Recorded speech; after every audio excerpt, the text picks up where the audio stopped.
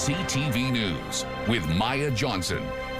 Good evening. Thank you for joining us. Canadian Trade Minister Dominic LeBlanc is back in Washington, D.C. as talks between the U.S. and Canada continue. LeBlanc says he is happy the talks are ongoing because there's still a lot to discuss. Donald Trump has set a deadline of tomorrow at midnight to work out a deal. Otherwise, he plans to impose heavy tariffs on Canadian exports to the U.S. Meanwhile, premiers across Canada have agreed to allow American alcohol back on the shelves, but Quebec still seems uncertain. Today, Premier Christine Fréchette stopped short of committing, saying the province will have to analyze the deal first. But even if American spirits are available, will Quebecers be buying in? Kelly Gregg reports. It's been a year and a half since American booze was pulled from SAQ shelves. Now, after an ask from the Prime Minister, it appears it'll be back. As part of this agreement, he asked all of the provinces, as a sign of good faith, would we put U.S. liquor back on our shelves, and we all agreed. Well, not quite all. Premier Christine Fréchette saying she needs to analyze the Canada-U.S. trade deal first. And if it's globally positive, it is possible that we put back the alcohol on the shelves of the SAQ, but we need first to have the analysis. And it's not just the Premier who's hesitant to have American alcohol back. Many shoppers we spoke to say even if it is available, they're not buying in. I will never drink any American alcohol. I don't sit well with the current U.S. administration, so I would most likely like to keep pressuring in that way. I think the fact that we decided to put them off the shelves is a good thing in retaliation to the tariffs and everything. So I don't know. Personally, I wouldn't. We don't have to buy it. Since the provincial ban on U.S. alcohol, Quebec wines have exploded in popularity. The SAQ confirms over the past year, sales jumped 70%. Though some Quebecers still say the American products are hard to beat. They have good wine, especially from California. Yeah, I would. How come? Because they have good wines. I just kind of love it. Yeah, it's quite good. It's quite good, so yeah, why not? If they have a good bourbon, why not? With the details of the deal still being hammered out in Washington, there's no word from Quebec on if or when the booze will be back. Kelly Gregg, CTV News. A new report says the average wait time in Quebec emergency rooms is up by 41 minutes after 8 years of a CAQ government. This despite the CAQ's promise to improve ER wait times. The Montreal Economic Institute got the information by using an access to information request. The report indicates a lack of staff is at least partly to blame for the long wait times. An economist with the Institute says Quebec should allow more private health care to give the system more flexibility. The promising new initiatives that have been proposed is Alberta's adoption of mixed practice. Now, this is where a physician can work in a public system, but also do overtime in a private system if they choose to. This is something that's been tried in Denmark, and the data shows that the physicians that do this work just as long in a public setting. They do as much overtime hours, as many on-call hours in the public system, but they also add 5 hours a week, those that choose to do it, of course, on average, in the private setting. Well, what this does essentially is it leads to more patients being able to see doctors, being able to get the treatment they need. In a statement to CTV News, Santé Québec says the long wait times are concerning and ERs are dealing with several challenges, including an aging population. Another CAQ cabinet minister has decided not to run in the upcoming election. Transport Minister Benoit Charette says he will be leaving politics for family reasons. He was first elected in 2008 in De Montagne as a member of the PQ. Then he joined the CAQ, first getting elected with that party in 2014. More than 30 CAQ MNAs have said they won't be running again. There was a public funeral service today for Oliver Jones at Union United Church in Little Burgundy.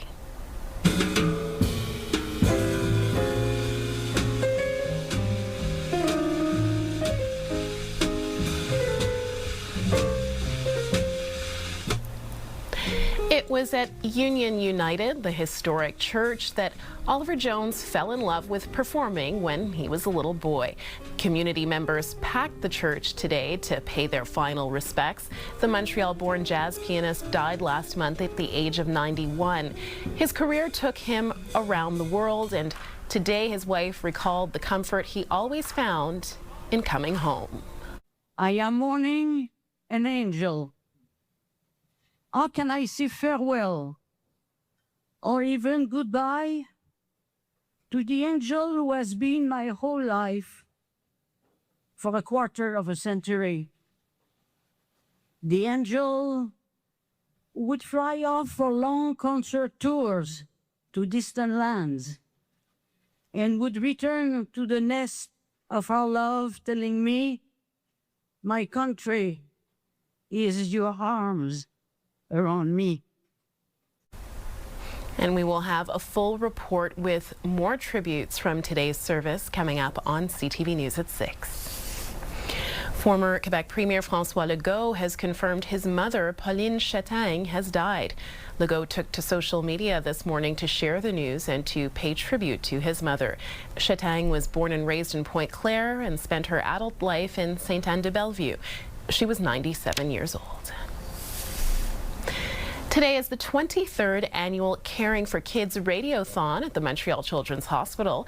The event raises funds to support the hospital's most urgent needs. Anastasia Dextrine is there. And Anastasia, you've been hearing just how important the donations are. That's right, Maya. It's been a day of really powerful stories at the Montreal Children's, and since 6 a.m. this morning, young patients and their families have been sharing what stories and situations brought them through these doors. So that includes stories from one family with a 3-year-old who was in need of a kidney transplant. Thanks to the children, she was able to get one from her dad last month. We'll have more on that later tonight, but it's stories like these that have phones ringing off the hook. So donations coming in will go to the hospital's Healthy Kids Fund. It helps to support the most urgent needs. So we spoke with Dr. Lucy O'Patrony, the CEO of the MUHC, and here's more on what exactly the money allows the hospital to do. So these donations allow us to go from ordinary to extraordinary care. It's allowed us to recruit world-class experts in, for example, interventional cardiology and childhood diseases, or scientists that lead us to world-class discoveries in genetics, or even to see how to change how we deliver care to, for example, our neurodivergent patients. So really it allows us to do a lot of extra, both from the scientific as well as from the care delivery standpoints. Now, the Radiothon has pulled in more than $32.5 million since it began in 2004. And for today, the event goes up until 7 p.m. tonight. So that's when they'll be announcing the grand total, and we'll be here until then, Maya. All right. Thank you very much, Anastasia. Weather brought to you by Gratianscap. Second pair is a gift event including designer frames. A second pair free for a limited time.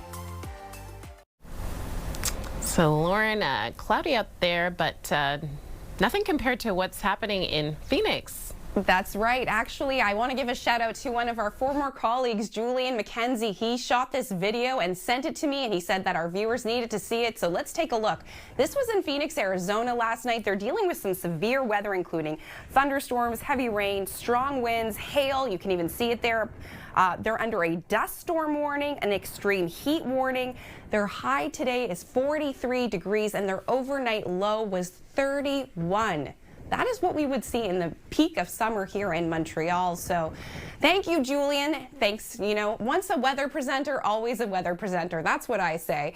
Now, I have a photo that I want to share with you that I shot this morning. So our day started off with a little bit of a creepy, spooky morning.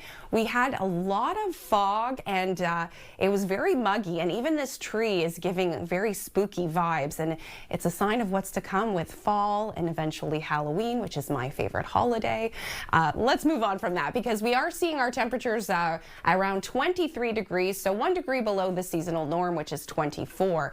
And our humidex did make it feel like 27 at times. Here's what we're forecasting overnight. Clear skies, and we get a preview of what we can see tomorrow morning. It's looking great for our Friday. So we're seeing sunshine to start. We could see a few clouds move in, but overall we're forecasting mostly sunny skies and a daytime high of 25 degrees tomorrow. It'll feel like 29 thanks to the humidity. Pretty much a very similar forecast for Saturday, although a little bit on the warmer side, 27 degrees, feeling like 32. So enjoy Friday and Saturday, because as of right now, it looks like we could see 9 millimeters of rain, a risk of thunderstorm on Sunday, and 23 will feel like 32 with the humidity. Coming up, a Montreal man in critical condition after a daytime shooting. And growing garbage piles in Greenfield Park, and the people living there are getting fed up. Montreal police have arrested a man in connection with a shooting this morning. Witnesses say a 22-year-old man was shot several times just before noon while sitting in a pickup truck on Henri Julien near Carmel. Emergency crews rushed to the scene and police were able to make a quick arrest. The victim was taken to hospital in critical condition. Meanwhile, the man who police say was a suspect in a murder in Saint-Michel over the weekend has died. A 44-year-old woman was killed on Saturday in an apartment on 9th Avenue near Cremazy. A man found at the same location with apparent self-inflicted stab wounds was taken to hospital and was in a coma. Today, police said he died of his injuries. Quebec's police watchdog, the BEI, is investigating after a Montreal police officer was stabbed and another person shot during a police operation last night in Montreal Saint-Michel neighborhood. According to Montreal police, the person injured by a police gunshot is in serious condition. The officer's life is not in danger. Police were called to a home on 14th Avenue near Émile Journeau. CTV News has learned police were doing a wellness check related to a domestic dispute. A command post was set up near the scene, and the BEI is asking witnesses to come forward. Some residents living in Greenfield Park say they are fed up. Garbage is accumulating around their homes, and despite complaints, they say their landlord isn't doing anything about it. Matt Grillo reports. It's something you might expect around moving day. But for residents living in Greenfield Park, a pile of garbage like this has become the norm. The trash accumulates at a rapid rate. Every time we walk by, there's something new, not just in the garbage cans. Many of the homes here are part of a complex called Terrasse, Riopel and Campbell, owned by a numbered company. If you walk around, you'll see a lot of garbage piled up in the alleyways behind the homes. There's furniture, like this couch, TVs and large household items. Residents say it's become unsightly. It's now a health and safety issue. There's animals that have started living in some of them, making rats' nests and other things, bugs, who knows what else is in them. She admits tenants have a responsibility of not dumping their trash, but she says the landlord does little to help, not even informing tenants of the rules. Walking here, I saw a couch over here, and then on the other side there was a mattress. Like, it's just all over the place. CTV News reached out to the owner of the complex several times, but we have not received a response to our request. We also visited their office, but no one answered. In a lengthy statement to CTV News, the city of Longueuil said it conducted an inspection of the area on August 17th, and a ticket will be given to the owner. Longueuil says it has intervened several times in recent years, and the owner restored the property to good condition each time. The city also said this matter is a priority for the inspections department until the situation is resolved. The city also plans to contact the property owner shortly to identify a long-term solution and prevent these situations from recurring. Your neighborhood is an extension of your home, and it's really sad that it's come to this. Residents say garbage is just one issue in a long list of maintenance problems. I've been living here for more than 27 years, and I said in the last 5 years is the worst it's ever been. Seeing our home and our family and our community crumble, it is absolutely heartbreaking for all of us, and we want it fixed. Unsure of what their next step is, residents hope by speaking out, their landlord will clean up their complex. Matt Grillo, CTV News, Longueuil.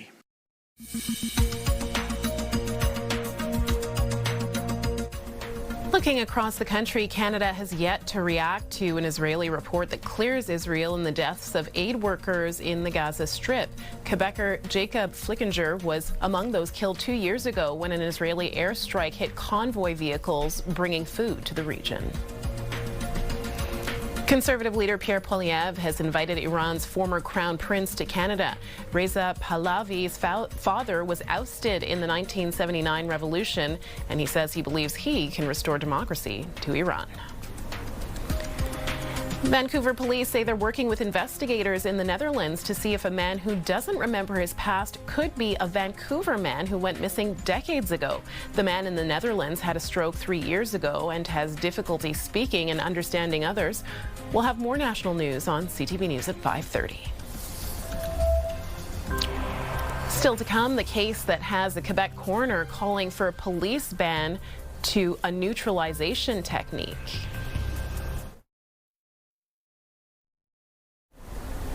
A coroner is calling for Montreal police to ban a controversial restraint technique. This comes after Abisé Cruz died in custody last year. The death was ruled accidental, but the coroner concluded the fact that Cruz was hogtied by police contributed to his death. Cruz was pinned down and held on his stomach with his limbs held together behind his back for more than 2 minutes, which poses a risk for asphyxiation. He also had toxic levels of cocaine in his bloodstream at the time of the death. In April, Cruz's family called for a public coroner's inquest into his death. A class action lawsuit has been filed in Quebec Superior Court over cans of maple syrup that were allegedly diluted with cane sugar. The plaintiff originally filed an application for a class action lawsuit in April, naming the syrup producer Érablière Steve Bordeaux. Now, several major grocery store chains have been added, including Metro, Loblaws, and Sobeys. The filing claims they betrayed customer trust for putting counterfeit maple syrup on the shelves. The lawsuit is seeking refunds and $100 in punitive damages for each class member.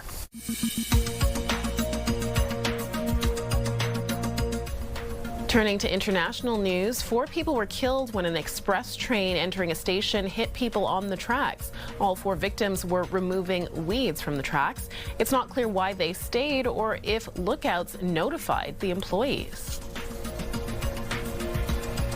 A woman on trial in Massachusetts for allegedly killing her 3 children is getting public support outside of the courthouse. The defense argues Lindsay Clancy needed help for postpartum and mental health issues, but instead was misdiagnosed and over-medicated and suffered a psychotic break.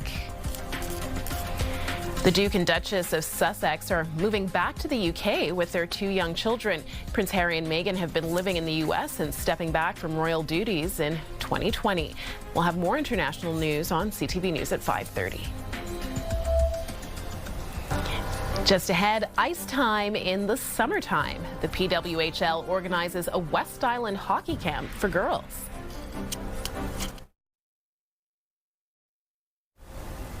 Across North America, PWHL hockey teams are hosting summer camps. This week, the Montreal Victoire are running a skills camp at the DDO Civic Center. Christine Long was there. Training tips from a Walter Cup winning coach. They're going to go shoot on the net. Stick handling with your favorite forward. 85 players, from house league to elite, aged 12 to 16, are attending the Victoire summer camp. I just love that, like, you get to meet some really good players and make new friends and improve a lot. Alexandra Labelle says she would have loved an experience like this as a young player. Lucky to be like around just girls and just having a camp, and also a camp where like it's a team, a women's team who organized that, and a professional team. So when I was younger, I didn't have this chance. So yes, I can see me like dreaming like when I was younger and like look at their eyes and they are so happy to be there. It makes me really happy.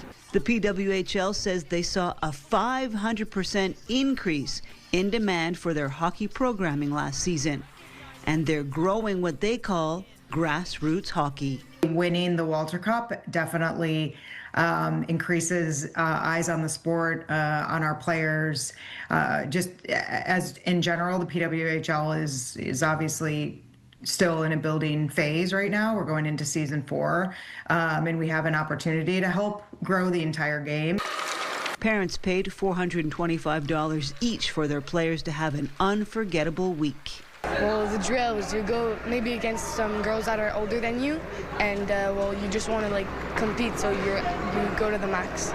With 4 new PWHL teams joining the league this coming season, nurturing new talent is good planning. Future players, they're a little young right now. It's we're running a camp. I don't think we're out here scouting, but we're certainly always keeping our eyes on the future generations. Perhaps some future PWHL players right here. Christine Long, CTV News. Lauren, I have to say, when you showed us that weather pic you took earlier and you said Yeah. spooky, I just knew, I was like, she's going to talk about Halloween. I know you. The countdown is on. It's still Yes. August. I don't know, Maya. If you love it, you love it. Go all in. That's true.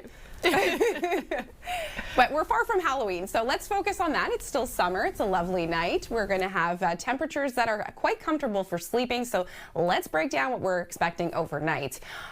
We will start to see the clouds clear out, and that's ahead of tomorrow, where we're seeing sunshine early on. Our wake-up temperature being 16 degrees. We'll see the mercury climb to 25. It'll feel like 29. Overall, we're seeing mostly sunny skies. And just to look over quickly what the next 5 days has in store, nice on Saturday, a risk of thunderstorms on Sunday and Monday, and next Tuesday we are dealing with a slight little touch of rain. So enjoy the next couple of days. It's going to be lovely. Thanks, Lauren. That's it for us. Mitsumi will be here at 6 o'clock with the latest on the trade talks with the U.S., community members paying their last respects to a beloved son of Little Burgundy, and how a drone was used to attack a cargo plane in Germany. Now here is Sandy Ronaldo with CTV National News.